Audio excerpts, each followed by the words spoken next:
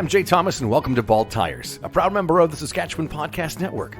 The term Automotive Empire really isn't used that much in general conversation, but today, that's what we're talking about.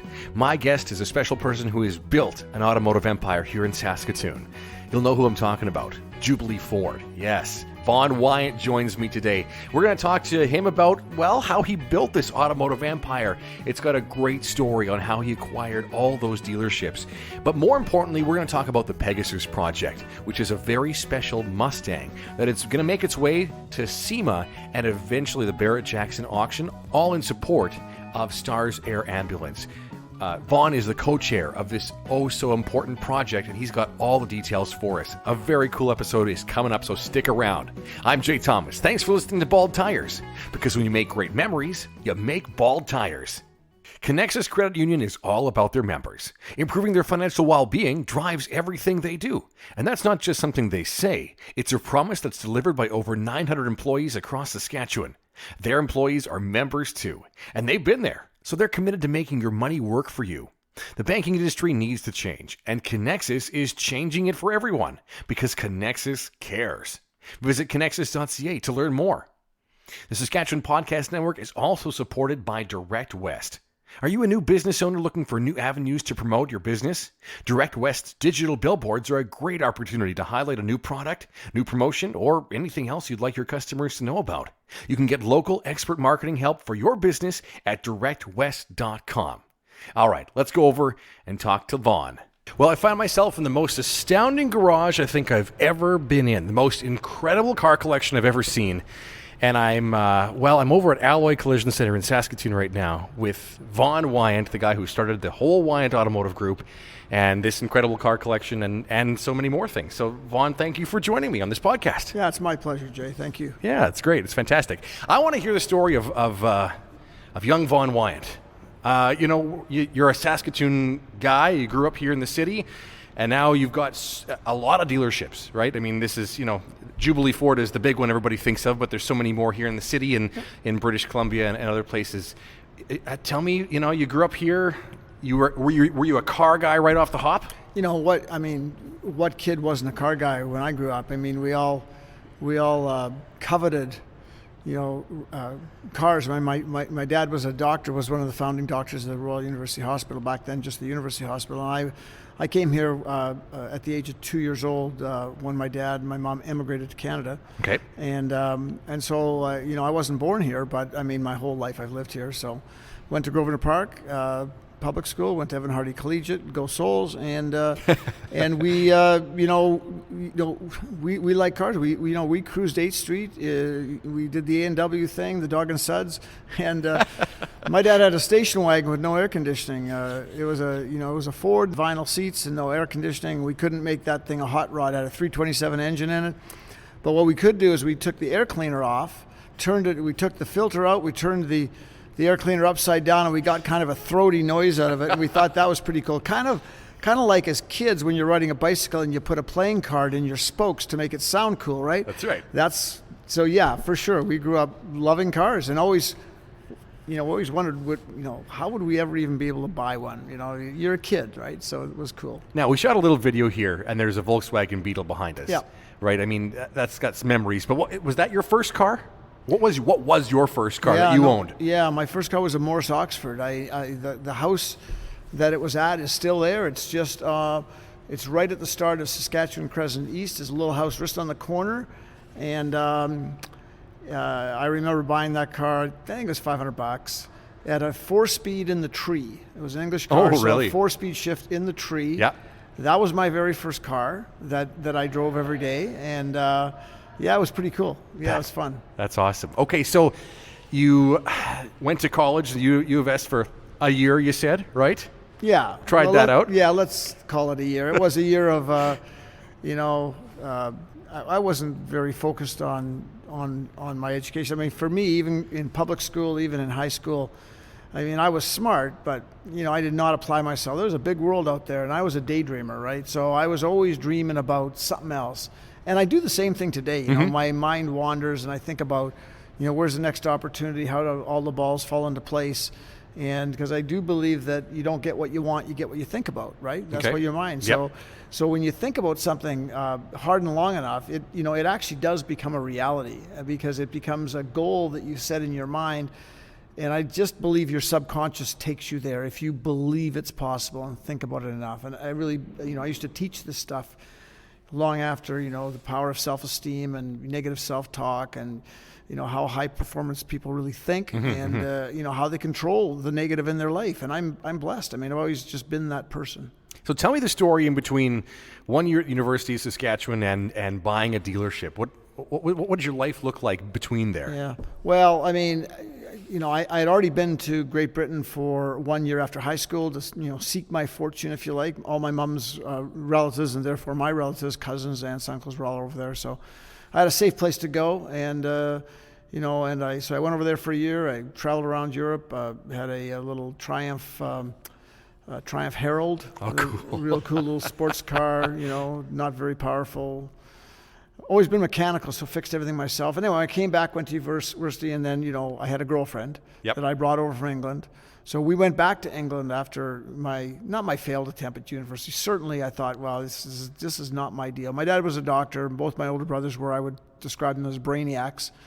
Or at least they applied themselves, I thought. And, back in the day, there's some people that don't have to apply themselves, they just get everything right. And I wasn't necessarily one of those guys. I mean, I memorized textbooks. I didn't learn them. That was the difference, right? So, yeah, sure. Yeah. So, so I went back to Great Britain, and I got into construction, steel construction, trained as a welder. And then I went into an employment agency because I just thought I needed to do something else. And they sent me to a Ford dealership to apply to be a salesman. And so I went over there with my pinstripe suit and my brolly in my hand, and I got an interview, and I lied a little bit in the interview for sure. It's a good story. My dad always liked to hear that story, and they asked me if I'd ever sold cars before, and I said I did. I said I sold cars part-time. Of course, there's no part-time salespeople in our business. That's right. Yeah.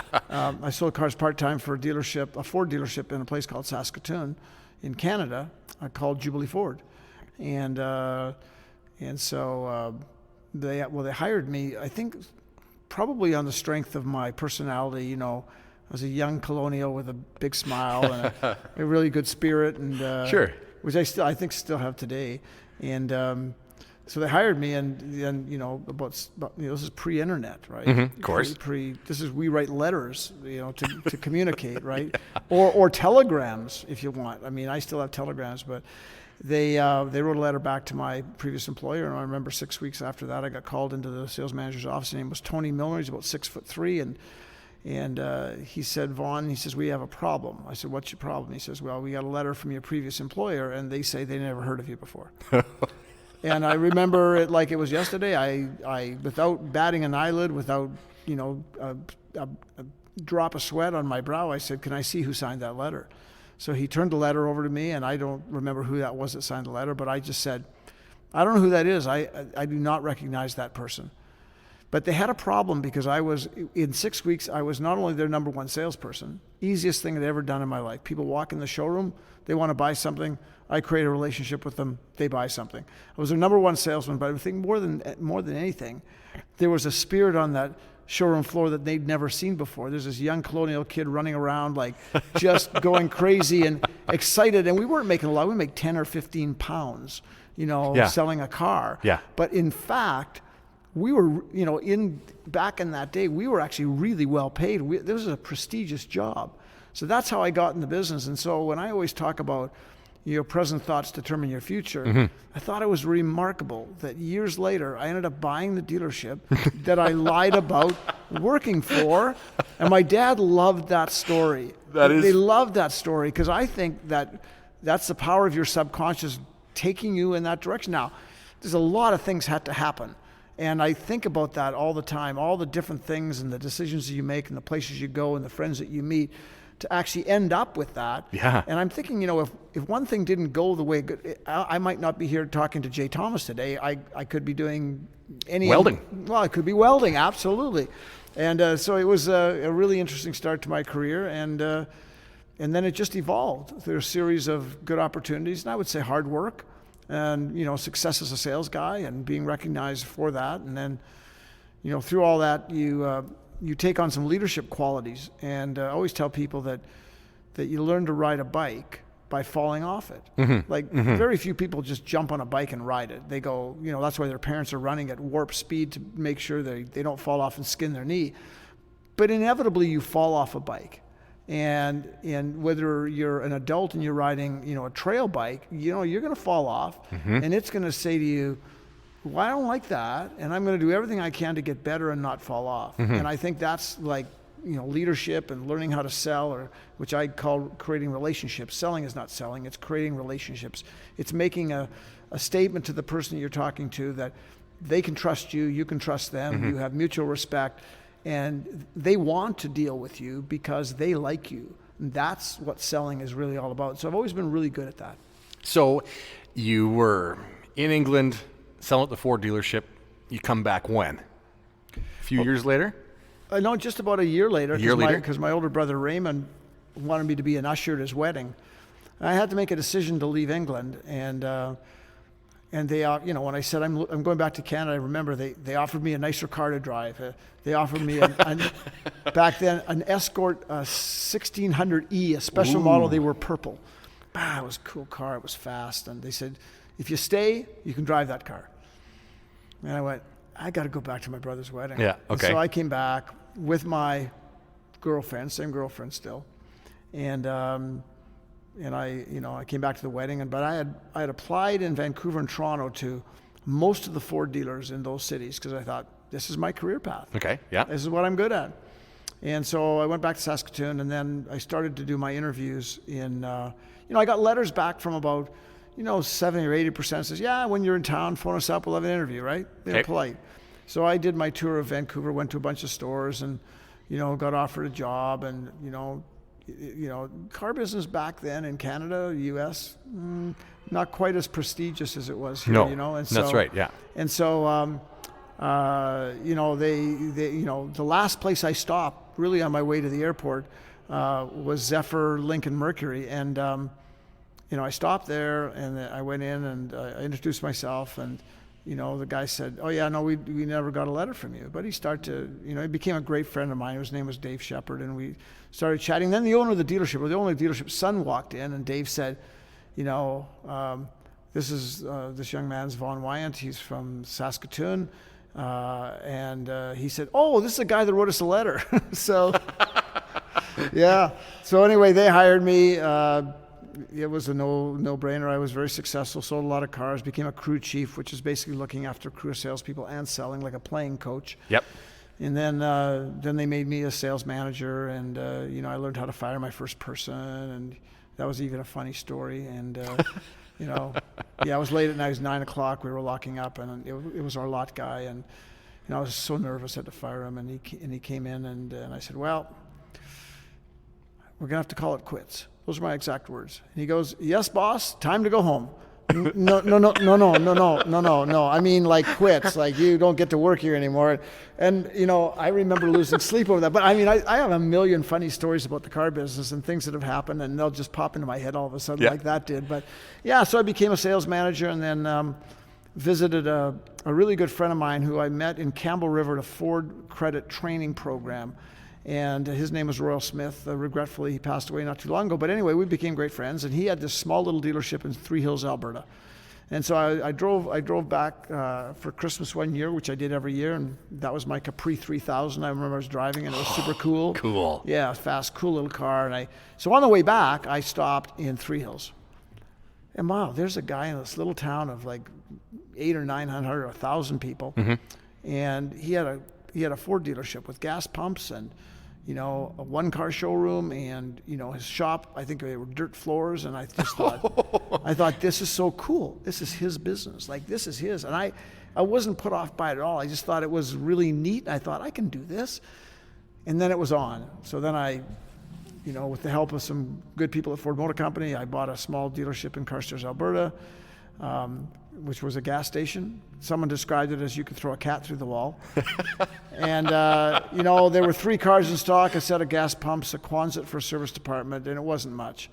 And I bought it. I moved my family there. We didn't have children at the time. And the first night, it was a summer evening, a hot summer evening, and someone was shot outside the bar. So that was our night one in Carstairs, Alberta. Holy. Yeah. So, and we moved from Vancouver. So remember, that's a cultural shock. No kidding. You know, you're a young man, a young lady. We moved from Vancouver to a town of 1,200 people, but we owned our own business. And I worked 7 days at work. I pumped gas, wrote service orders, did a lot of the parts, did half the accounting. Sold all the cars, and you know, I mean, every car deal was vital. Like I had to sell every car. Right. I mean, I didn't know anything about accounting, so I didn't know if I was going broke or making money. So anyway, worked hard, and some good funny stories out of town. Then I became a mega dealer. I bought the dealer in Bicycle, Alberta, which is just, if you remember, that's on the way to Calgary. Yep. And they were a Mercury dealer. So there were Mercury dealers and there were Ford dealers. And a lot of farmers bought Grand Marquis and Crown Victorias, but the Grand Marquis was the elite kind of car. That's right, yeah. Unless you could afford to go to a Lincoln, but that was city folk stuff, right? But I couldn't sell Grand Marquis because I wasn't a Mercury dealer. And so it used to drive me crazy when local farmers would buy Mercuries. And I couldn't sell them one, right? It just drove me nuts. And I just was so competitive. So I decided to buy that store, and then Ford Motor Company had no choice but to make me a Mercury dealer as well in Carstairs. So now we got 2 stores, both Mercury. Life was good. That's where it started. So it was pretty cool. Cool. So fast forward a few years, because I mean, I know you as Jubilee Ford. So Right. So when did that happen? Yeah, so I was there for about 3.5 years, and there was a dealership in Calgary called Southridge Mercury that was partially owned by Ford. It was called Dealer Development. They were going broke. And back then, dealerships actually went broke. And I got called by Ford, and they said, you know what? They were, you know, I was the shit disturber for sure. Sorry, I said a bad word, but No, it's okay. I caused problem. The dealers in Calgary hated me because I pumped more cars into Calgary, sold trucks to the city, won a tender to the city of Calgary, and it was a front page news. The city of Calgary went out to Carstairs to buy trucks, and we delivered those trucks with a jerry can in the front seat in case we ran out of gas on the way to Calgary. It was funny stories, and anyway, so I went down, I looked at the deal. I didn't really know what I was looking at, but I had heard that the dealer in Saskatoon was getting pressure from Ford, and that he might be interested in selling. So my mom was sick. She had cancer. My mom was sick. I came back, and that's just making that deal is a chapter of a book by itself. But I was fortunate enough to make a deal, and I bought it. And the vendor was Lloyd Upsall. We turned out to be great friends. Very acrimonious at the time because he was selling his baby. I don't think he really wanted to. But we became great friends and very respectful friends, and to the point where I actually was asked to speak at his funeral when he did pass away, which that was a statement to me that, we had created a relationship out of something that started with a lot of acrimony. But yeah, so I came back, I made that deal, I moved back to Saskatoon. I had 2 children at that time, a third one in Saskatoon when we got back, and I got to spend some time with my mom before she passed away, and so, then it just started to kind of spin, that we just started to, look for opportunities and do some different things. And Can you give me a little bit of history about Jubilee Ford? Like, you're the second owner of the business, but Lloyd, you said, did he create it? Was he the or did it start downtown and did it have a different name at one point? Well, it was named after the Diamond Jubilee of Saskatchewan. That's where Jubilee came from. Okay. It was originally downtown. It was called Dominion Motors. Okay. And, the owners of Dominion Motors had been there for a long time. My dad actually did buy cars from them, leased cars from them back in the day. And Lloyd bought it when it was downtown. And Lloyd actually was the architect of moving it up to 8th Street. And changing the name to Jubilee Ford. Okay. So Lloyd certainly wasn't the first owner, and neither were the people that owned Dominion Motors. It goes back to, Start of Saskatoon. probably 100 years. Yeah. It's been a Ford dealer here since, the early 1900s. But, I'm the second owner of Jubilee Ford, Right. for sure. Right. And, it's been one of the highest volume, most respected locations in the country. I would say to you that, and it will never happen in my lifetime, and hopefully never does happen. But if I ever put this dealership up for sale, there would be a lineup a block or longer, just because Saskatoon is so well thought of in our community, in our automotive community. To try to buy a dealership in Saskatoon, to own one in Saskatoon. When was the last time you heard of a dealership in Saskatoon in financial problems? Yeah, and no. it's because the population are loyal to their businesses. They are singularly, the people that live in this community and in this province are singularly the reason for our success. They support us. But that's also allows us to support the community. Yeah. To be honest, we got to make money to give it away. That's right. And so, we're unabashed about that. And we really, really like supporting the community. We like to leave the place better than the way we found it. We're proud of that. We're proud of the legacy that we've created over the years. And I'm really happy when someone comes up to me and says, man, you guys do so much in the community. And we have done, and we will do, because it's where we live. It's where our children, our grandchildren are living. We want to make it a better place. Yeah, that's really cool.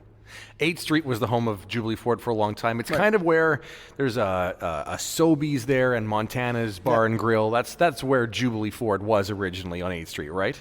Yeah, that's right. And, we started the Auto Mall. And Yeah, that's another kind of creation of yours in a way, right? You're a big part of that becoming a thing in Saskatoon. Yeah, we wanted, the property was being sold. The previous owner wanted what I thought was way too much money, probably by today's standards. You go, wow, that was cheap. But back then, and you know what, when we look at it now, it wasn't that big a piece of property. It's only 5 acres of land. This is a Ford dealership. Now, was it a great location? Absolutely. But 8th Street is, in my opinion, is not necessarily the best place to have a car dealership anymore. And we wanted to start an auto mall. And so we made a deal with the federal government to do a land swap. So, we bought the land where the RCMP building is. And but we wanted the corner, right? And so we did a land swap. We had a little help from some local people, and we did a land swap. And I remember when we did that, I was riding my motorcycle down to Arizona, and we stopped at a place called Sublet, Utah, which is a small town with a gas station and a phone booth, a pay phone booth. I don't know, Jay, have you ever seen a pay phone? I'm old enough to know what a payphone is. Yeah. Okay, cool. Yeah. Anyway, I remember making the deal on a payphone over 2 or 3 hours with my hot sun. Feeding quarters into it. And and so it's kind of a funny story there too. But so I remember when it was announced that Jubilee Ford was moving out to, really it was grassland. It was It was nothing. Nothing. I mean, the freeway, it was hardly even a freeway that went past here, right? There was a couple of intersections. Well, there was no overpasses or anything. It was like, and I remember some of my contemporaries phoned me up and said, you're crazy. But the car business, it's a destination business. Like, you don't drive by a car lot and say, hey, let's go buy a car. Like, there's so much research done, and there's branding, and there's lots of other things. And they said, I won't have any used car business out there. Well, man, I'll tell you what, it was an overwhelm. And the day after they announced in the Star Phoenix that we were doing that deal, lots of my competitors were trying to snatch up property in the new Auto Mall, and so that's why they're all out there. So I think, I don't take credit for the Auto Mall at all, but I will tell you that we were the first ones there, and someone has to take the risk and be there, and we were the ones, and I think everybody's benefited from that first decision. Yeah, absolutely. It's grown now. Those couple dealerships in Alberta, the first pair, are they still yours? Are they still in existence? Yeah, they are. Well, not the one in Bicycle. No, it's closed. But the one in Carstairs is still in existence. Yeah, I owned the real estate in downtown hustle bustle downtown Carstairs until a few years ago. I finally sold the real estate, but they'd since built a new Ford dealership out on the highway. So, but yes, the Ford dealership's still in existence. Very cool. So now, how many dealerships are under the Wyant Automotive Group? I think 17 or 18 now.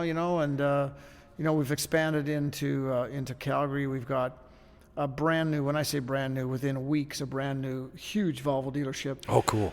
In the Royal Oak Auto Mall. We've got probably the nicest, largest Jag Land Rover store, 3-story, $30 million building. 3-story. In rooftop parking in the Royal Oak Auto Mall. So that's an iconic building. We have more property. We have the only property left in the Auto Mall. We have designs. We know what we'd like to do with that property when the opportunity presents itself. We're in Vernon with Audi, with Jag, Land Rover, and Volvo. Porsche, which is frankly, just such a great brand. Absolutely. We've got a Hyundai store in Vernon, and we've got a Hyundai store in Prince Albert, a Chrysler store, now Stellantis in Meadow Lake, and our suite of dealerships here in Saskatoon. So it's pretty good. It's phenomenal. It really is. It's sensational. So, I mean, the saga continues because Michael and Philip are part of the Wyant Automotive Group now and working alongside you still? Yeah, they run the day-to-day operations. I'm really quite lucky because, you know, in our business, dealer kids aren't necessarily have the aptitude. Mm-hmm. And I'll give them a pat on the back. I never expected them to be in the car business or specifically groomed them to be in the car business, you know, but they grew up in the car business and they're kids and they love cars. And they both went to university. Philip became a chartered accountant and a very entrepreneurial young man. And, you know, and he had the opportunity after being in public practice for a short time. He just said, Dad, I want to be in the family business. Yeah. My longtime controller, Tim Chalowski, was retiring, so he mentored Philip. So my finance guy's my son, and he's as good as it gets. Cool. Michael is a sales and marketing guy. He's like a carbon copy of me. He's a university graduate in the automotive marketing field in the United States. Yeah. Georgian College in Ontario, and he finished up in the United States. So he's got a degree. And he's really well thought of, very well respected in our industry by all of our OEMs in social media, digital marketing, you know, all the lead generations. I mean, it's a very complex side of the business now. When I was in the business, it was like, you know, how many ads are we running this Friday on what stations? Yeah. And what's the sale going to be? And should we have a 1-page ad or a 2-page ad? In the paper. And literally on Monday morning, we'd come in and going, what are we going to do? What are we going to do this weekend to sell cars? And it was exactly what it was. Yeah. And so Monday by noon, we'd have a meeting, and it was like, damn, we better have a meeting and figure out what we're going to do this weekend, right? And we literally do that. And sometimes it waited until Tuesday, and then we go, okay, 15 commercials a day in blah, blah, blah. And we put the schedule together. We added up the numbers. We didn't really care about the budget. We just said, we got to sell cars this weekend. Yeah. And we inevitably, you know, had lots of radio remotes. Like we had 2 or 3 radio remotes every Saturday, Yeah. and it was we were just rocking. And we spent a lot of money. We sold a lot of cars, and we made a name for ourselves. And we gave away snowblowers, and we gave away golf clubs, and we gave away luggage, and we did all kinds of things. And it was fun. But one thing we'd never changed is we always looked after our customers. The customers are the reason we're here, and we always have and always will look after our employees because, you know, our employee, you know, the mantra in our business is trust and respect. That, you know, we encourage that. We demand it, as a matter of fact, in both directions. So I want our employees to be proud of us, and we want to be proud of them. We want to give them a great place to work, Yep. Beautiful buildings, lots of fun. We want their friend to say, it's so cool that you're working for the Wyant Group, because, you know, we haven't burned any bridges behind us. No, and I mean, and let's face it, it's not the same era of when you ordered parts and sold cars at your first dealership. It doesn't work like that anymore. So yeah, your dealership and your business is built on the strength of those so important employees, right? It matters. It's about spirit and character. I remember back in Carstairs, we had a Coke machine, and one of the things in the Coke machine was full of beer. And so Friday afternoon,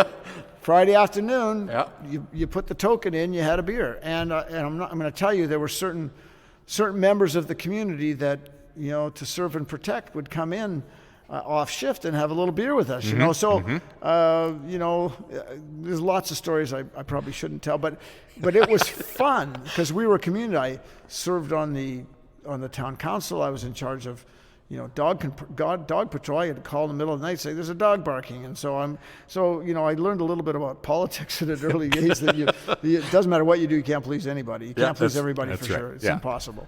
Very cool. Well, thanks for sharing that. You know, the other reason I wanted to talk to you tonight is a very special project that's going on right now, all in support of Stars Air Ambulance, and it is called the Pegasus Project. And you're one of the co-chairs of that project. And can you know, for anybody who's never heard of it, can you right from kind of ground zero walk me through what this is all about? Yeah. So, you know, April 6th, 2018 was a day in infamy in sports in our province. And it still makes me emotional just even saying those words, Jay, to be honest with you, because, I remember where I was when JFK was assassinated. I was a young person, but I remember the day. I remember exactly what I was doing, where I was when I heard, and I instinctively understood the importance of that to me, even at a very, very young age. It was important to me, and I knew how important it was to me because it's so important to my teachers. And the world just basically stopped. And that's what happened to me when we heard about that bus tragedy. The world kind of stopped. I was in Montreal. I was flying to Toronto and on to Arizona to a music festival.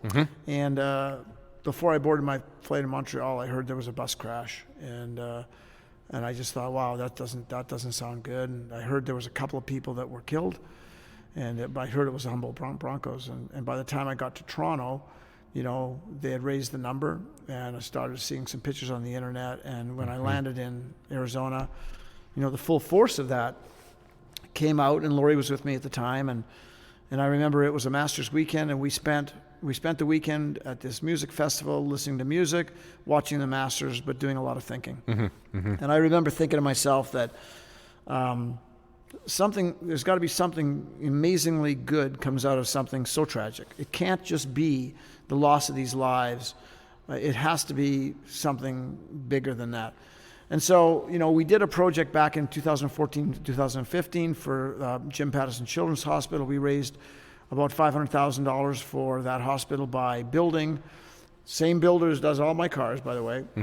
Byron Thiessen in Warman. We built a 1956 Ford F-100. It still holds the worldwide record for the highest 1956 F-100 ever sold in the world.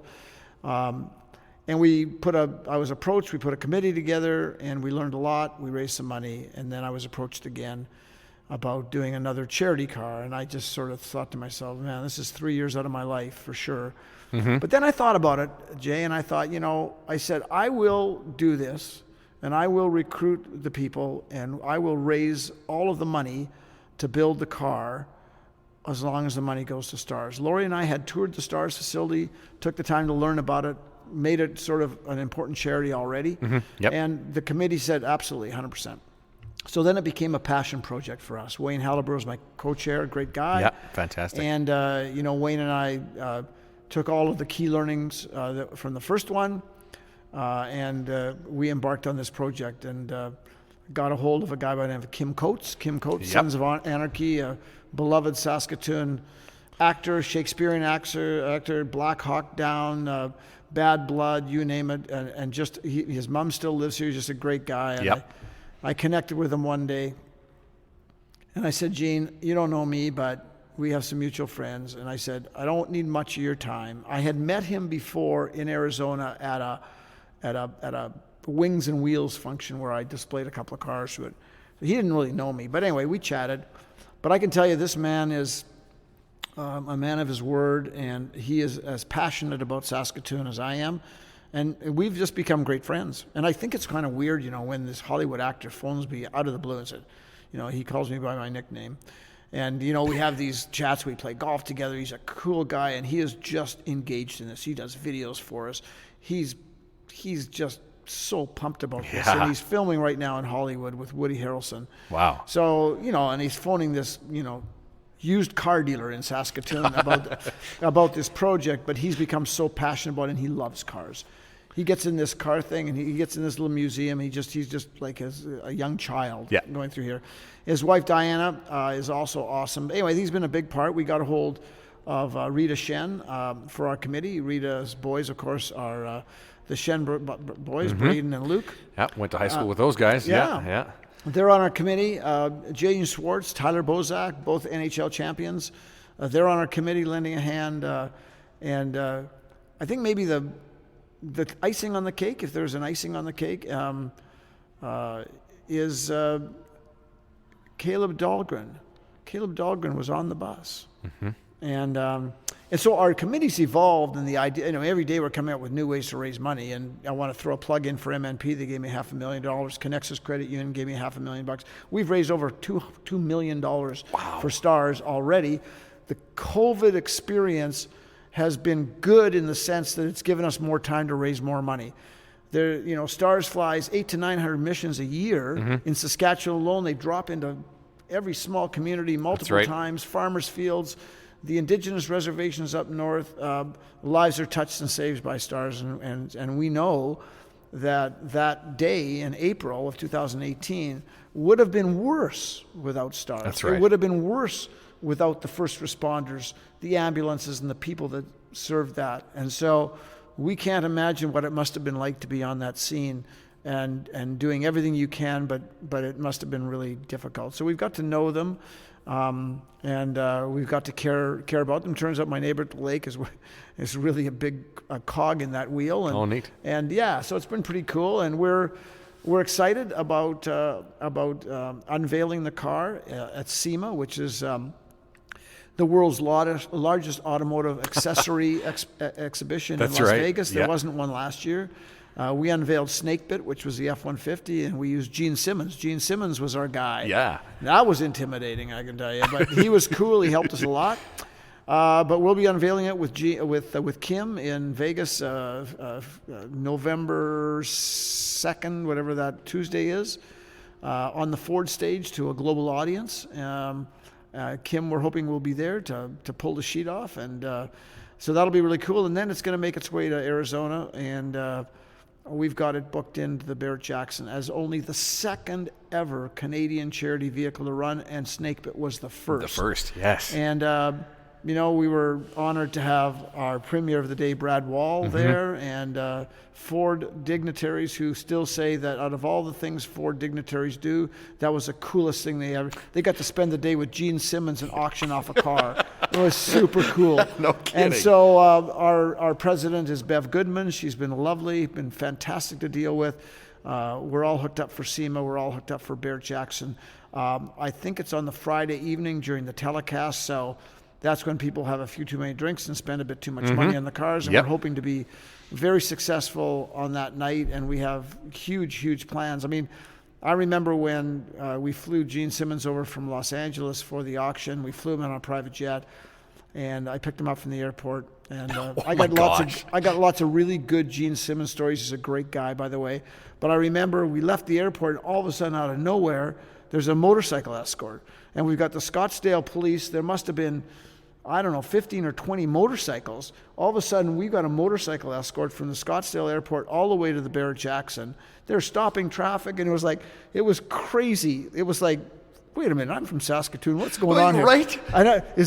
And then I thought for a moment it was for me, but it was for Gene, right?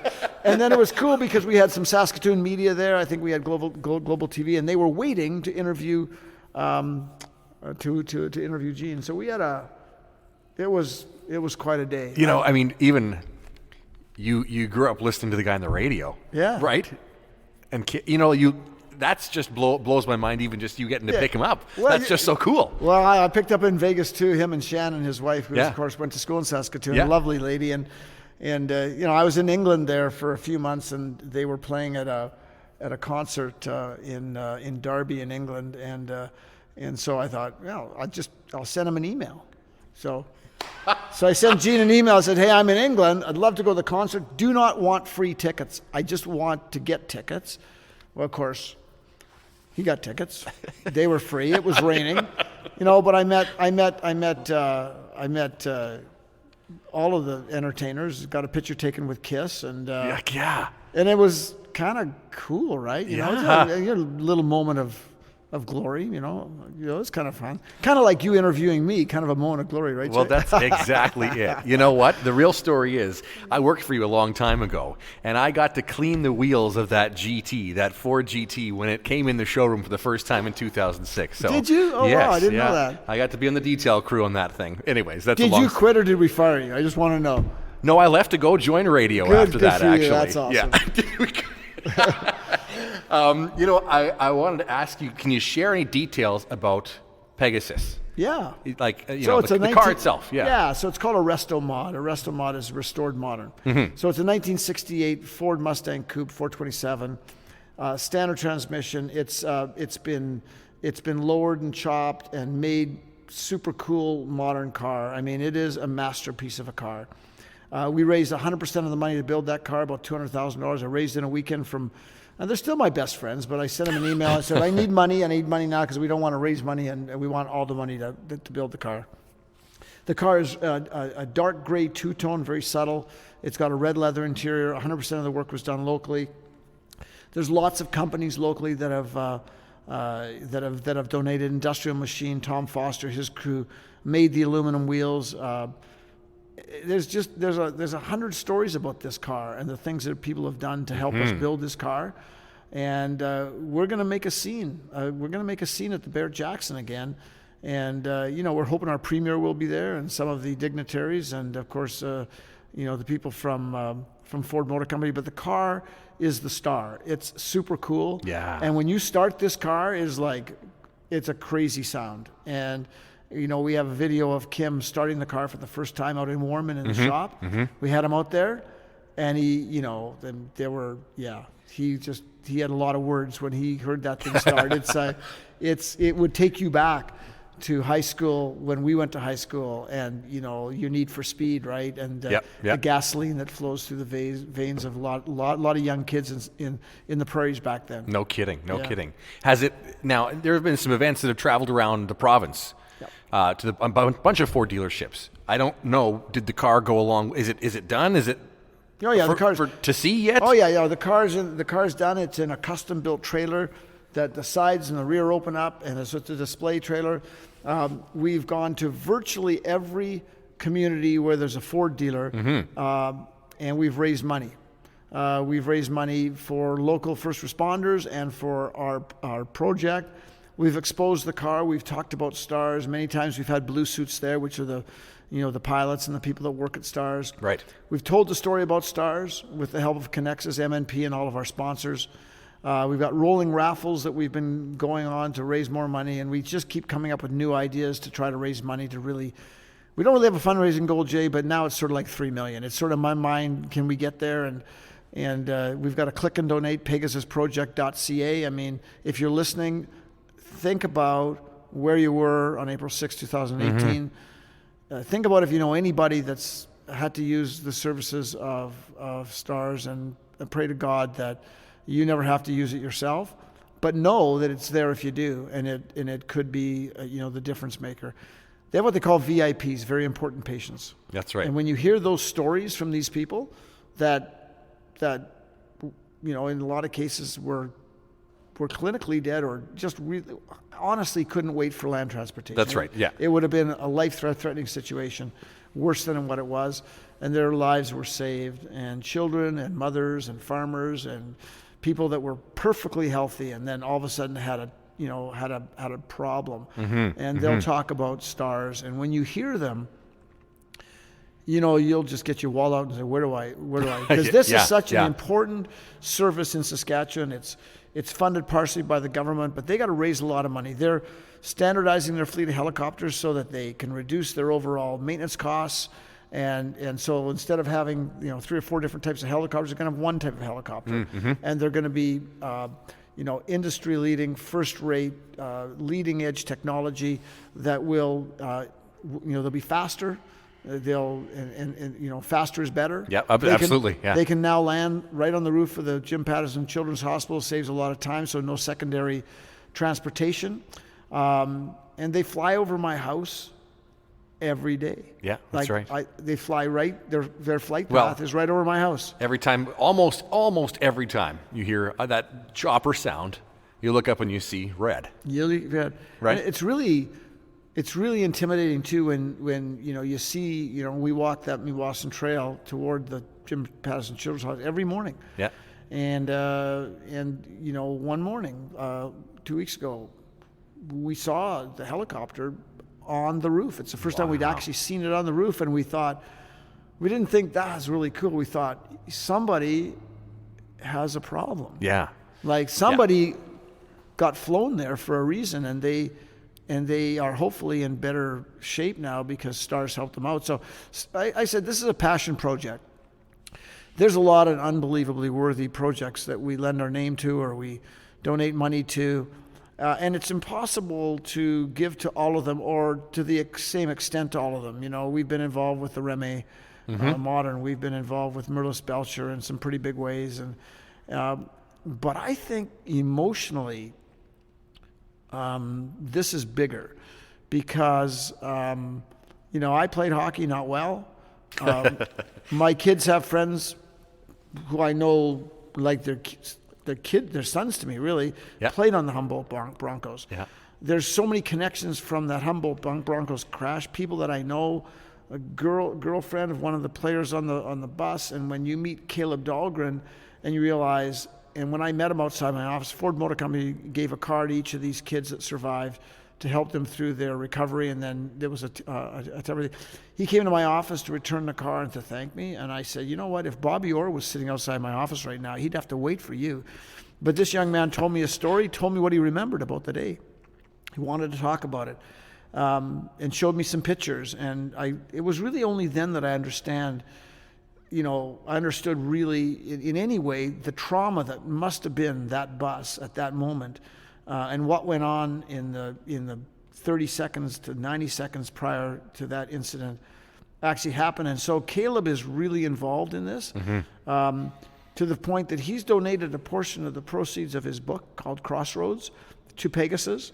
So every time you buy a Crossroads book, and I mean, it's a fantastic book. It was it was a best-selling book in North America for a short period of time. Get it, buy it, read it.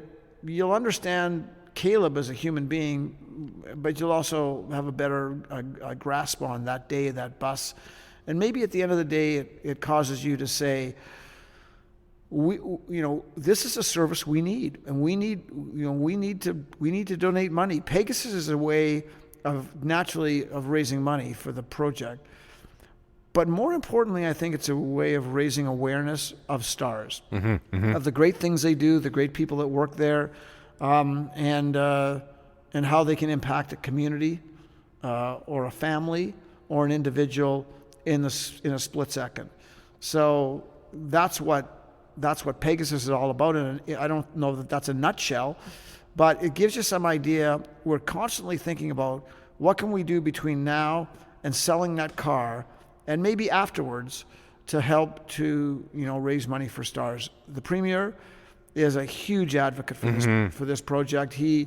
It's just so Saskatchewan, right? Yeah, that's right. It's so Saskatchewan. Well, and the thing is too that Snakebit, the first first truck, that came back to the province. It did.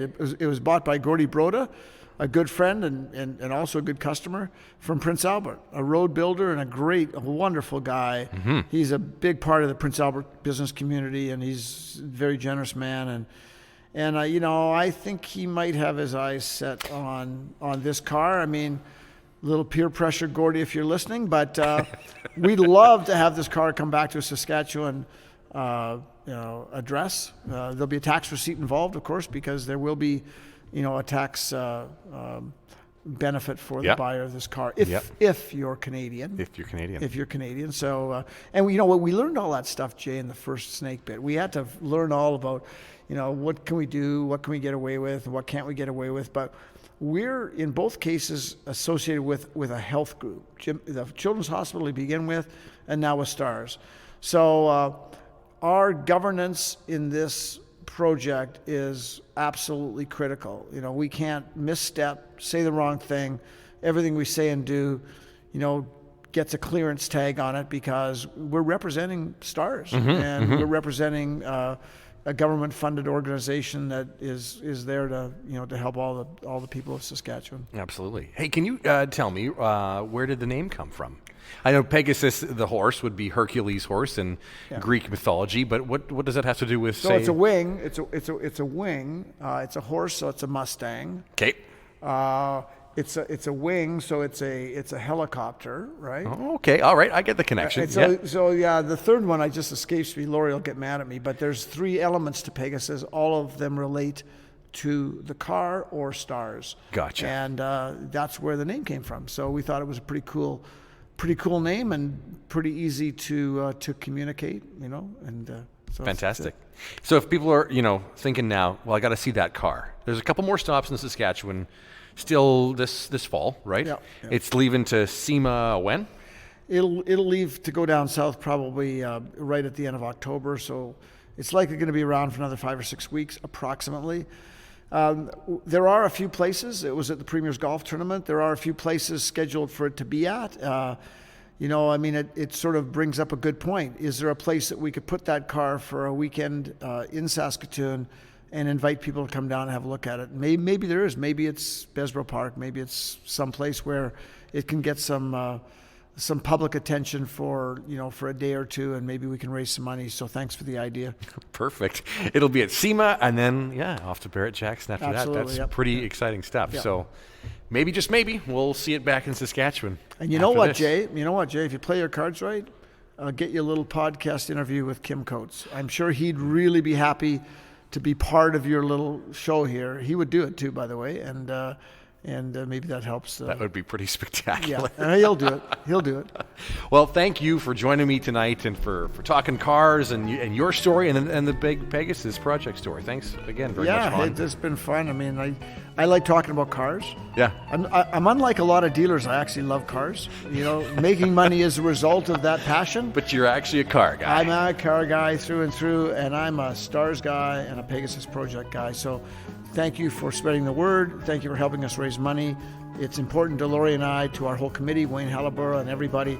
But I think most importantly, it's important to Saskatchewan. For sure. And thank you for listening and joining us tonight.